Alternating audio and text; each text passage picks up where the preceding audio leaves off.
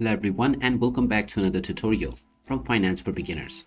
In this video, I'm going to show you how you can sign up and create a new account on the OKX Wallet app. So let's get started right away. First of all, open up the OKX Wallet app on your device.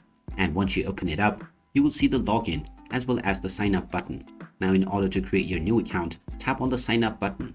And now you will be asked to choose your country. After choosing your country and region, tap on the create account button. And now you will be asked to enter your email address that you prefer to use. After entering your email address, tap on the sign up button. And now just enter the verification code that you see within your inbox. Once you find the code, just enter it within the given section.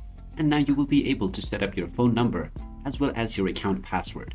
Once everything is set up, you will be taken into your homepage and you can start using the OKX platform on your device right away. And there you have it. That is how easy it is to sign up and create a new account on the OKX Wallet application. If you find this video helpful, don't forget to hit that like button and subscribe to our channel for more useful tips and tutorials. Thanks for watching, and I'll see you again in the next one.